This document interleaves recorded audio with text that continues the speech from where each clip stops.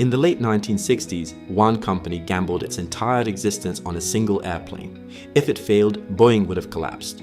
The financial risk was so enormous that executives later admitted survival felt like a coin flip. Inside the company, they called it betting the farm. And the farm was everything Boeing owned.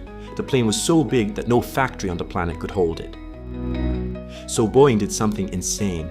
They built the largest building ever constructed, in the middle of a forest where workers had to chase off bears while clearing the trees.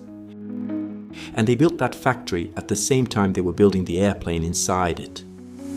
Welcome aboard the Boeing 747, the jumbo jet, the queen of the skies, the aircraft that took flying away from the wealthy few and handed it to everyone. In the 1960s, air travel was exploding, but a plane ticket was still a luxury. The boss of Pan Am, Juan Trippe, walked into Boeing with a wild demand. He wanted an airplane more than twice the size of anything in the sky, something that could carry so many passengers that the cost per seat would crash through the floor and ordinary people could finally afford to fly across an ocean. There was just one problem. Almost everyone believed jets like this had no future. The smart money in aviation said the next era belonged to supersonic travel, planes that flew faster than sound. Boeing itself was pouring resources into a supersonic project, convinced that within a decade nobody would want a slow, fat passenger jet. So the 747 was born as a backup plan, a plan B. And that single assumption shaped the entire aircraft. Engineers expected that one day the 747 would be retired from carrying people and converted into a cargo freighter. That is why they raised the cockpit up onto a second level, creating the famous hump on the nose. The idea was simple: lift the pilots out of the way so the entire nose could swing open and swallow shipping containers. That hump was never meant to be iconic. It was a side effect of planning for the plane's own funeral. To design it, Boeing handed the job to an engineer named Joe Sutter. He was given a deadline that bordered on impossible: 28 months to design the largest aircraft ever built, which was roughly 2/3 of the time such a project would normally take. Sutter pulled together a team of around 4,500 engineers. When management got nervous about money and ordered him to cut 1,000 of them, he refused, certain he would be fired for it.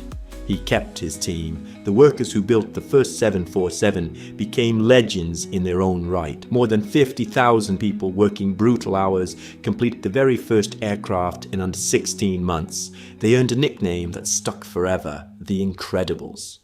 The program manager took exactly one day off during the entire development, a single Christmas. And then came the morning of February 9th, 1969. Cold, grey and tense. Thousands of people stood in freezing slush along the runway in Everett to watch the giant attempt something no aircraft that size had ever done: get off the ground. It flew. Joe Sutter slipped away from the crowd afterward to find his wife. She was in tears. The first commercial flight took off in January 1970, with Pan Am flying it from New York to London. Within months, the 747 carried 350 passengers across the Atlantic in a single flight, a record at the time. The world suddenly felt smaller. Now let's talk about the scale of this machine, because the numbers are hard to picture. The latest version, the 747-8, stretches more than 76 meters from nose to tail. That makes it the longest passenger aircraft in commercial service. At cruising speed, it covers a distance equal to about 3 football fields every single second. 4 engines hang beneath those enormous wings, each one producing thrust that would have been unthinkable a generation earlier. The cargo version can haul more than 130 tons of freight. To put that in perspective, that is roughly the weight of 10,000 solid gold bars, or close to 19 million ping pong balls packed into one aircraft. But raw size was never the magic of the 747. The magic was what it felt like inside. The early jumbo jets were palaces in the sky. First-class passengers climbed a spiral staircase up into the hump, where airlines installed lounges and even piano bars at 30,000 feet. People dressed up to fly. The 747 turned an airplane cabin into something closer to a luxury ocean liner, except this one crossed the Atlantic in hours instead of days. That upper deck became one of the most recognizable shapes in the history of transportation. You could pick a 747 out of a sky full of airplanes from kilometers away, just from the hump. Of course, an aircraft this dominant collected dark chapters too. On March 27, 1977, on a fog-bound runway in Tenerife, two 747s collided during takeoff. 583 people died. It remains the deadliest accident in aviation history, and in a cruel twist, the aircraft involved was the very plane that had made mass air travel possible. The disaster reshaped how pilots communicate to this day. The 747 also carried the most powerful people on Earth. For decades, the President of the United States has flown aboard a heavily modified 747 known as Air Force One, and in one of the strangest jobs ever handed to a passenger jet, NASA strapped Space Shuttles to the backs of two converted 747s and flew them across America. A spacecraft riding piggyback on an airliner.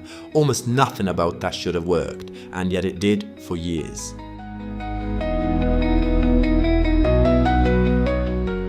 For more than 2 decades, the 747 simply had no rival. It owned the long-haul market the way no aircraft ever had. If you flew across an ocean, the odds were good you did it on a Boeing 747. So how does a machine this legendary end up out of production? Slowly at first, then all at once.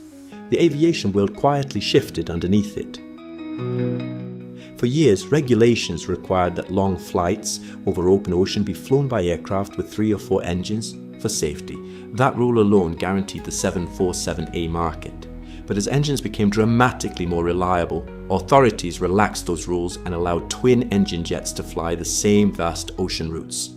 That changed everything. Twin-engine aircraft like the Boeing 777, the 787 Dreamliner, and the Airbus A350 could carry a few hundred passengers using half the engines, burning far less fuel. Airlines did the math. Why fly 4 engines when 2 would do the job cheaper? The very efficiency that made the 747 revolutionary in 1970 had been beaten by a new generation. Airbus tried to build a true successor with the gigantic A380, betting the future belonged to ever larger aircraft. That bet failed too. It turned out the world no longer wanted to funnel 500 passengers through a handful of mega hubs. People wanted direct flights to smaller cities. The age of the giant was ending. One by one, airlines retired their 747s. The pandemic accelerated it, grounding fleets worldwide and giving carriers the perfect excuse to permanently park their oldest, thirstiest aircraft.